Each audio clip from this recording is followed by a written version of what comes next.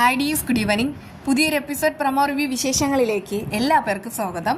അങ്ങനെ പാറക്കുട്ടിയും പിന്നെ ലച്ചുവിൻ്റെ മകളും തമ്മിൽ ഒരു മത്സരം വയ്ക്കുകയാണ്. അവർ പറയുന്നുണ്ട്, നമുക്കൊരു കാര്യം ചെയ്യാം, കേശുവേട്ടനിട്ട് ഒരു പണി കൊടുക്കാം, എന്ത് പണി വേണേലും കൊടുക്കാമെന്ന് പാറു ആണെങ്കിൽ കൊച്ചിനോട് പറയുന്നു. അവൾ പറയാണ്, നമുക്കൊരു കാര്യം ചെയ്താലോ, അമ്മമ്മയുടെ മൊബൈൽ അടിച്ചു മാറ്റാം, എന്നിട്ട് ആ മൊബൈൽ എടുത്തിട്ട് കേശുവേട്ടൻ്റെ ബാഗിനുള്ളിൽ ഒളിപ്പിച്ച് വയ്ക്കാം.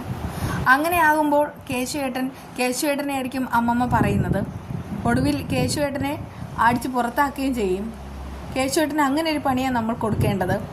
അങ്ങനെ അവർ രണ്ടുപേരും കൂടെ വലിയൊരു പ്ലാൻ തയ്യാറാക്കിയിട്ടിരിക്കുകയാണ്. അതേസമയം അമ്മുമ്മ അവിടെ ഇല്ലാത്ത സമയം നോക്കി അമ്മുമ്മയുടെ ഫോൺ അവരാദ്യം മറച്ചു വയ്ക്കുന്നു. അമ്മുമ്മയാണെങ്കിൽ ഫോൺ അവിടെ എല്ലായിടത്തും തിരഞ്ഞു നടക്കുന്നുമുണ്ട്, പക്ഷെ അവിടെ എങ്ങും കിട്ടുന്നില്ല. ഫോൺ കിട്ടാതാവുമ്പോൾ അമ്മുമ്മയ്ക്ക് ഒരു ഭ്രാന്ത് പോലെ ആവുന്നു. അപ്പോഴേക്കും കുട്ടികൾ രണ്ടുപേരും കൂടെ ഫോൺ എടുത്ത് ആ തക്കത്തിന് കേശുവിൻ്റെ ബാഗിനുള്ളിൽ ഒളിപ്പിച്ച് വയ്ക്കുകയാണ്. ഇതൊന്നും മറ്റാരും അറിഞ്ഞിട്ടുള്ള കാര്യമല്ല, കുട്ടികൾ തമ്മിലുള്ള ഒരു അഡ്ജസ്റ്റ്മെൻറ്റ്. എന്തായാലും അമ്മമ്മയാണെങ്കിൽ അവിടെ ഹാലിളക്കുന്നുമുണ്ട്. കണ്ണിൽ കാണുന്നതായിട്ടുള്ള സകലമാന സാധനങ്ങളും പൊട്ടിച്ചെറിയുന്നു. എന്നിട്ട് പറയുന്നുണ്ട്, മര്യാദയ്ക്ക് എൻ്റെ ഫോൺ എടുത്തത് ആരാണേലും അത് തിരിച്ചു തായോ, തിരിച്ചു തന്നില്ലെങ്കിൽ ഈ ഞാൻ ആരാണെന്ന് നീയൊക്കെ അറിയാൻ പോകുന്നതേ ഉള്ളൂ. നിനക്കൊന്നും സമാധാനത്തിലും സന്തോഷത്തിലും ഇവിടെ കഴിയാനായിട്ട് പറ്റില്ല.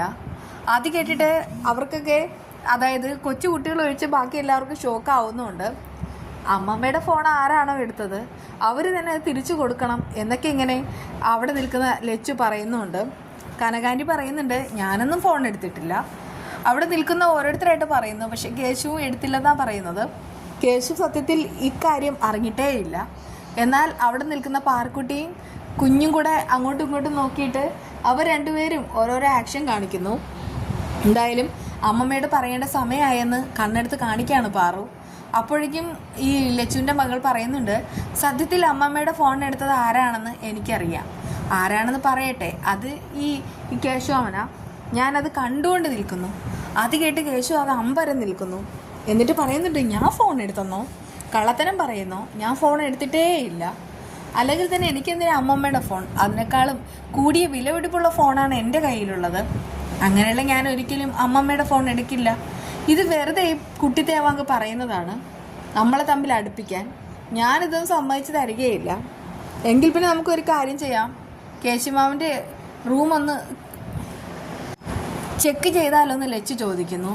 അത് തന്നെ നല്ലതെന്ന് പാറു പറയുന്നു. കേശുവേട്ടൻ തന്നെയാണ് ഫോൺ എടുത്തത്, ഞങ്ങൾ രണ്ടുപേരും അത് കണ്ടതാണ്. കേശുവേട്ടൻ്റെ റൂമിൽ പോയി പരിശോധിച്ചാൽ ചിലപ്പോൾ ഫോൺ കിട്ടിയേക്കും.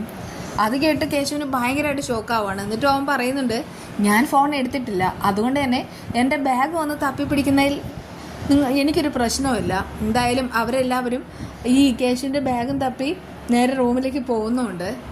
അപ്പോഴേക്കും കുട്ടികൾ രണ്ടുപേരും കൂടെ അവിടെ നിന്ന് പൊട്ടിച്ചിരിക്കുകയാണ്.